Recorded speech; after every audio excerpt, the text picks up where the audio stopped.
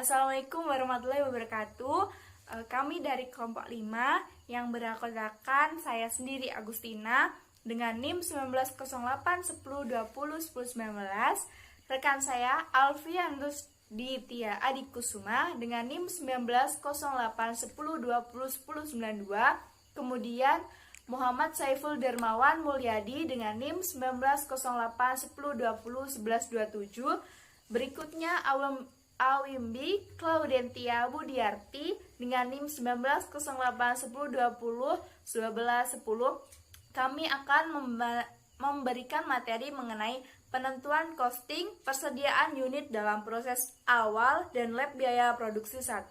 Dalam materi ini kami akan memaparkan tentang penentuan biaya proses dalam hal terdapat persediaan unit dalam proses awal.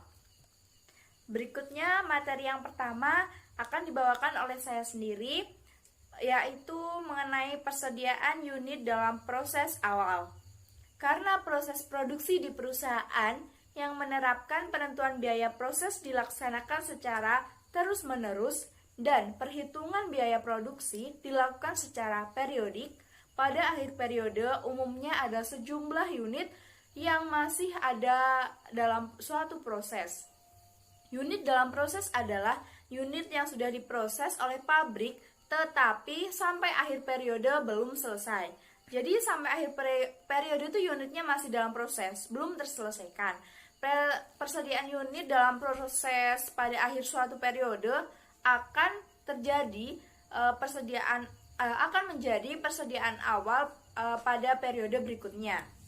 Selanjutnya mengenai biaya produksi yang harus dipertanggungjawabkan di suatu departemen dalam suatu periode apabila departemen tersebut mempunyai persediaan unit dalam proses awal yang terdiri atas dua unsur, yaitu yang pertama, biaya yang terjadi pada periode sebelumnya yang sudah dibebankan ke persediaan unit dalam proses awal. Yang kedua, biaya yang ditambahkan pada periode bersangkutan. Untuk menghitung biaya produk, kedua unsur biaya tersebut dibebankan ke unit produk yang dihasilkan oleh departemen tersebut, yaitu misalnya unit produk selesai dan unit produk dalam proses pada akhir periode. Berikutnya mengenai metode rata-rata. Dalam metode rata-rata, unit dalam proses awal diperlakukan seolah-olah dimasukkan ke dalam proses pada periode bersangkutan dan bercampur dengan unit masuk proses pada awal tersebut. Setelah unit-unit ini diproses, sejumlah unit selesai dan sejumlah unit masih dalam proses pada akhir periode. Dalam metode rata-rata, unit yang selesai tidak dibedakan menurut asalnya. Unit tersebut dapat berasal dari persediaan unit pada awal proses dan dari unit masuk proses pada periode bersangkutan. Untuk mengalokasikan biaya produksi yang diakumulasikan dalam suatu departemen ke unit selesai dan unit dalam proses, perlu informasi biaya per unit. Untuk menghitung biaya per unit harus terlebih dahulu dihitung jumlah unit yang diekuivalen. Dalam hal ini diperlukan rumus tersendiri, yaitu biaya per unit sama dengan biaya persediaan unit dalam proses awal ditambah biaya selama satu periode bersangkutan dibagi unit ekuivalen. Berikutnya saya akan menjelaskan mengenai metode MPKP atau FIFO. Dalam metode MPKP atau masuk pertama, keluar pertama, persediaan unit dalam proses awal diperlakukan terpisah dengan unit masuk proses dalam periode bersangkutan. Unit dalam proses awal diasumsikan selesai diproses terlebih dahulu sebelum unit masuk proses dalam periode tersebut dengan metode MPKP. Unit selesai dalam satu periode dibedakan menjadi dua. Yang pertama, unit selesai yang berasal dari huruf dalam proses awal. Yang kedua, unit selesai yang berasal dari unit masuk proses pada periode yang bersangkutan.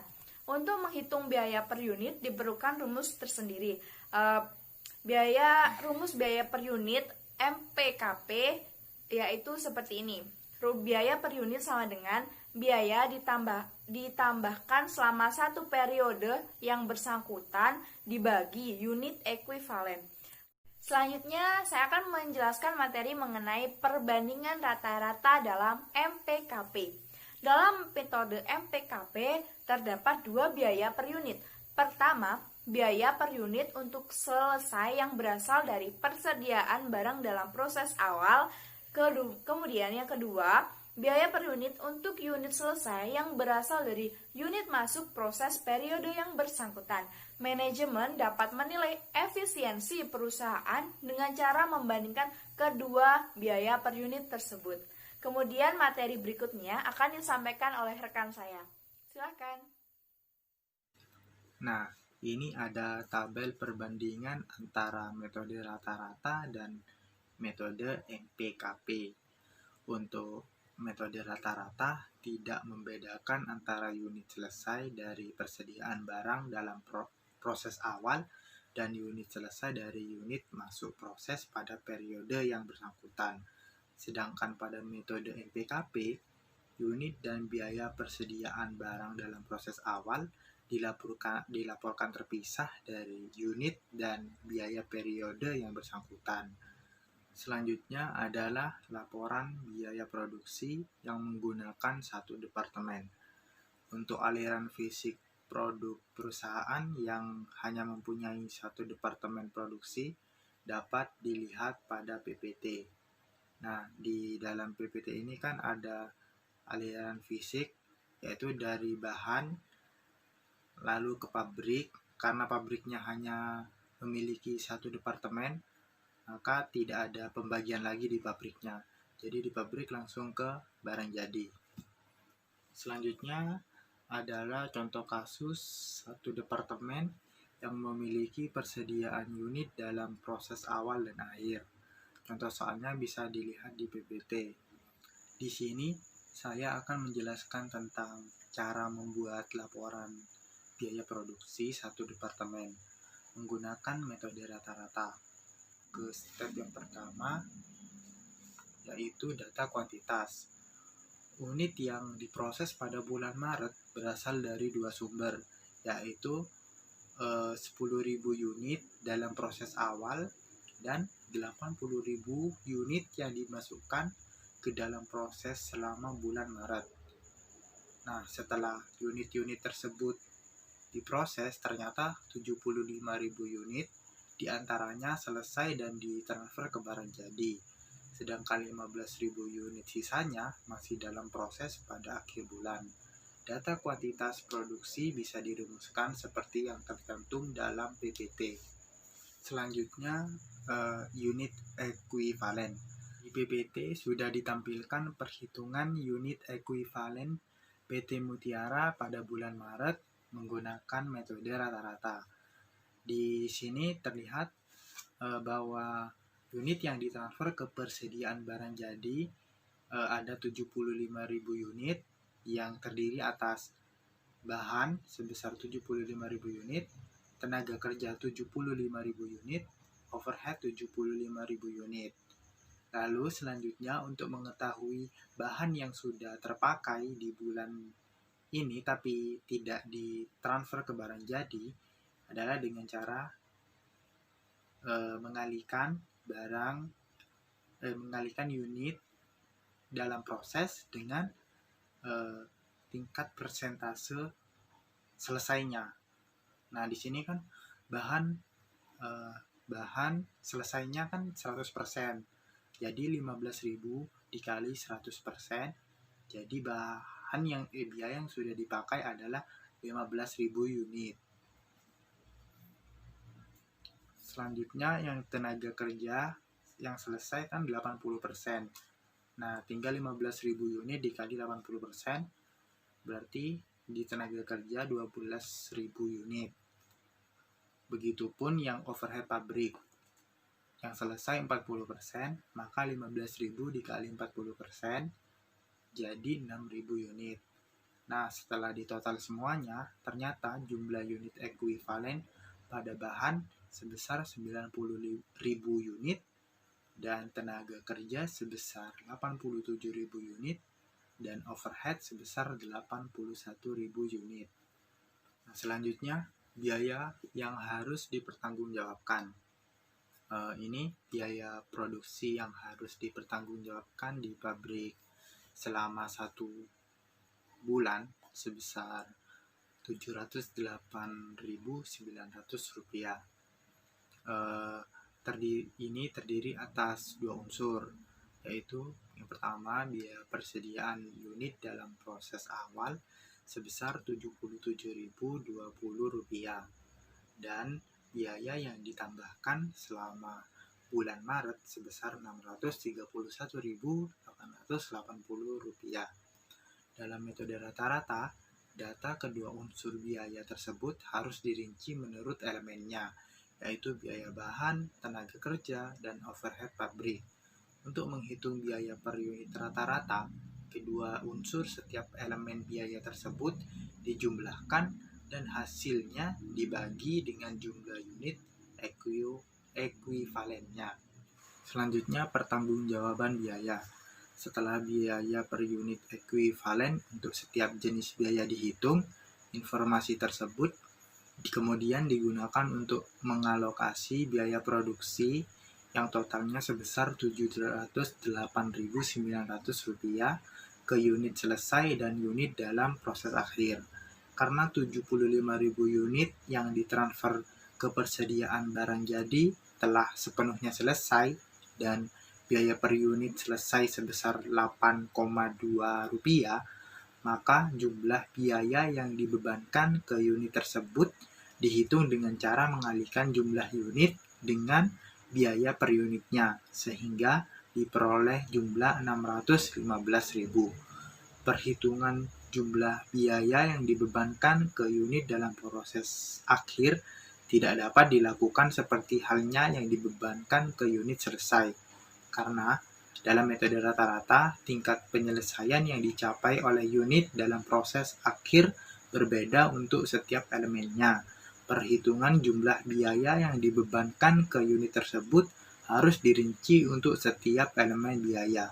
Nah, di PPT sudah ditampilkan cara menghitung biaya yang dibebankan ke unit dalam proses. Selanjutnya, kita menyusun laporan biaya produksi, di mana laporan biaya produksi terdiri dari data kuantitas, biaya yang harus dipertanggungjawabkan, dan pertanggungjawaban biaya. Data kuantitas kita telah ketahui dikarenakan kita sudah mencari sebelumnya, tinggal kita masukkan ke dalam kolom. Yang kedua, biaya yang harus dipertanggungjawabkan. Biaya yang harus dipertanggungjawabkan terdiri dari biaya unit dalam proses persediaan awal, di mana biaya unit dalam proses persediaan awal ini kita ketahui juga di dalam soal, yakni bahan sebesar Rp25.000, tenaga kerja Rp40.020, overhead pabrik Rp12.000, dan kita jumlahkan hasilnya Rp77.020.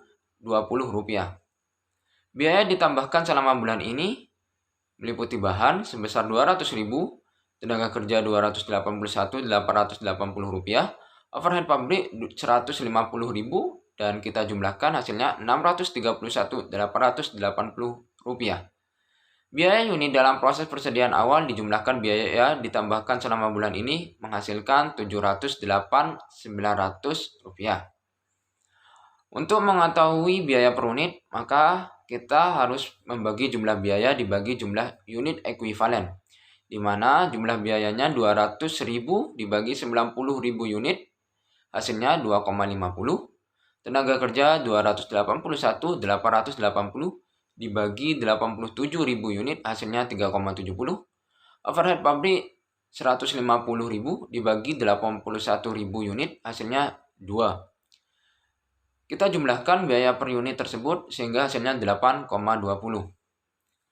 Yang ketiga, pertanggungjawaban biaya. Biaya ditransfer ke persediaan barang jadi, kita ketahui di dalam soal, yakni 75.000, dikali biaya per unit, yaitu 8,20, hasilnya Rp615.000. Biaya unit dalam proses persediaan akhir, bahan 15.000 unit dikali 100.000 dikali biaya per unit 2,50 hasilnya 37.500. Tenaga kerja 15.000 unit dikali 80% dikali biaya unit 3,70 hasilnya 44.400.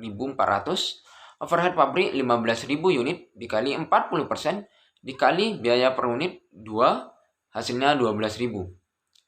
Kita jumlahkan maka hasilnya 93.900. Kita jumlahkan biaya ditransfer ke persediaan barang jadi dengan biaya unit dalam proses persediaan akhir menjadi hasilnya 708.900. Di mana 708.900 ini balance dengan perhitungan yang di atas. Selanjutnya, penjurnalan. Jurnal untuk mencatat biaya produksi bulan Maret adalah sebagai berikut. Pertama, biaya bahan yang dipakai untuk produksi. Barang dalam proses debit dan kreditnya bahan 200.000. Yang kedua, distribusi biaya tenaga kerja produksi. Barang dalam proses pada gaji dan upah di mana sebesar Rp281.880. Yang ketiga, biaya over pabrik dibebankan.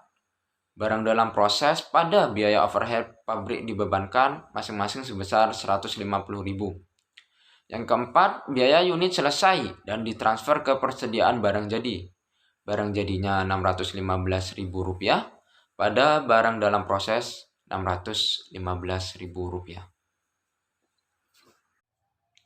Selanjutnya, aliran biaya.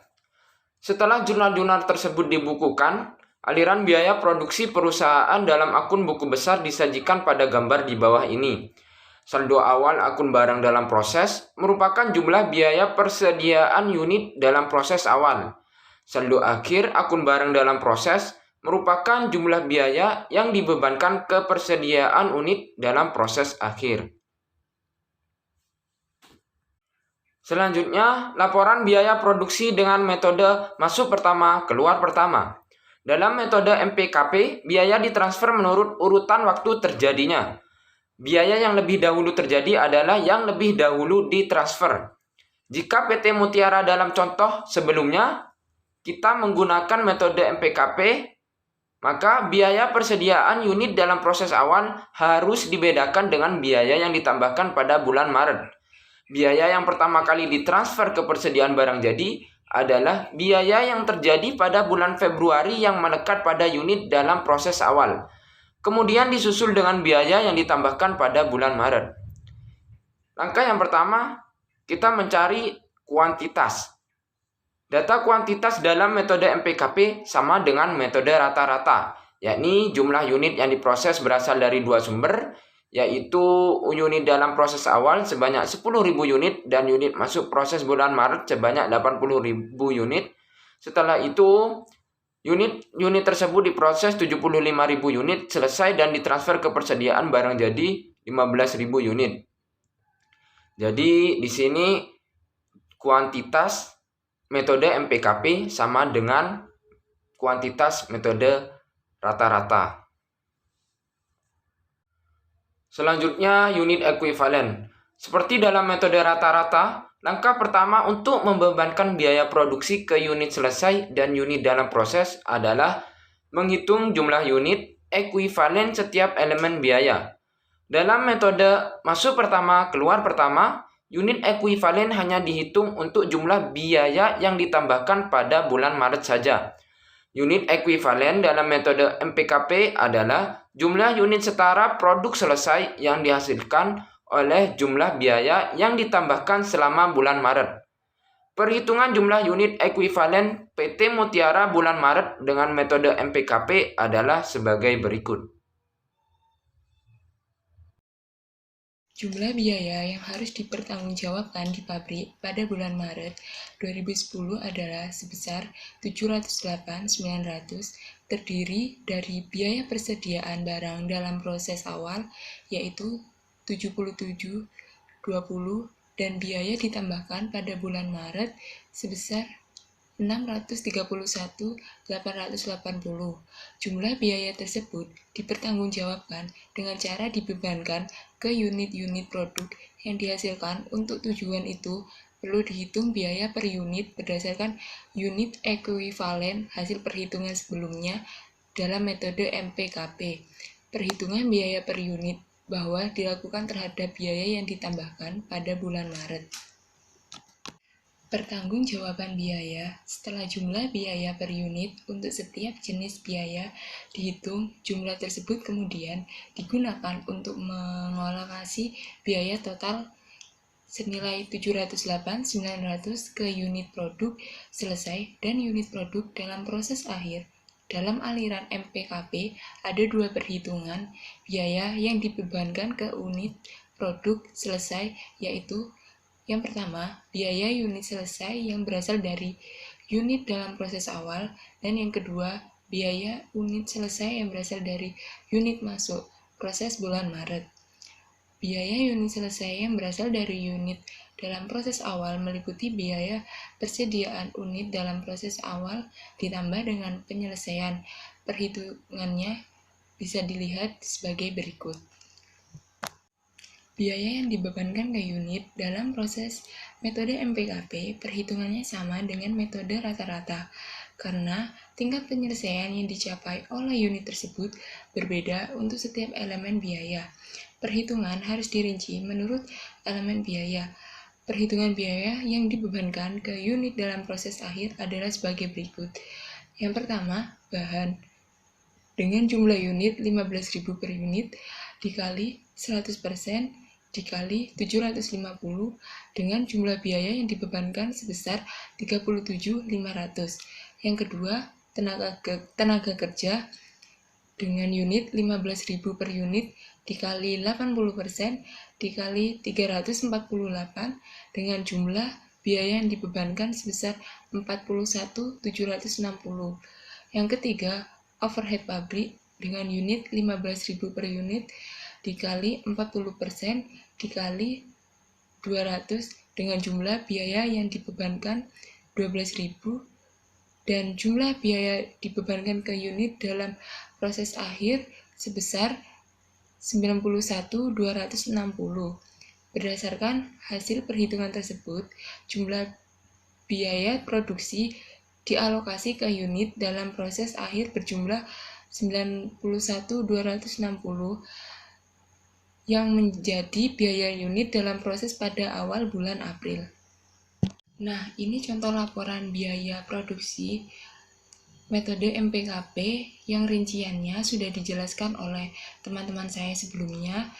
Di situ ada data kuantitas, biaya yang harus dipertanggungjawabkan, dan pertanggungjawaban biaya. Penjumlahan. Di sini ada perbedaan dari penjumlahan metode rata-rata hanya terjadi pada jumlah biaya yang ditransfer ke persediaan barang jadi. Jurnal biaya produksi bulan Maret dengan metode MPKP adalah sebagai berikut. Yang pertama, biaya bahan yang dipakai untuk produksi barang dalam proses sebesar 200.000 dan bahannya sebesar 200.000. Yang kedua, distribusi biaya tenaga kerja produksi barang dalam proses sebesar 251.800 dan gaji dan upah 281.500. Yang ketiga, biaya overhead pabrik dibebankan barang dalam proses sebesar 150.000 dan bahannya sebesar 150.000. Yang keempat, biaya unit selesai dan ditransfer ke persediaan barang jadi sebesar 6.400 dan barang dalam proses sebesar 6.400. Aliran biaya produksi dalam akun buku besar juga sama dengan metode rata-rata. Namun, jumlah biaya yang ditransfer antara kedua aliran biaya tersebut berbeda, sehingga saldo akan barang dan proses pada akhir periode jumlahnya juga berbeda. Aliran biaya produksi dengan metode MPKP. Yang pertama ada bahan, gaji dan upah, biaya overhead pabrik yang dibebankan. Lalu ditransfer pada barang dalam proses dan 200.000, 281, dan 150.000 itu merupakan barang dalam proses yang dimasukkan pada bulan Maret. Sedangkan 77.20 itu merupakan barang dalam proses pada bulan kemarin. Di akhir bulan Maret dijumlah dengan total 640.000 itu ditransfer pada barang jadi. Dan jumlah barang proses semuanya itu dikurangi dengan 640 itu dengan hasil 91260. Nah, 91260 ini tetap dalam barang proses. Sekian dari kelompok kami. Wassalamualaikum warahmatullahi wabarakatuh.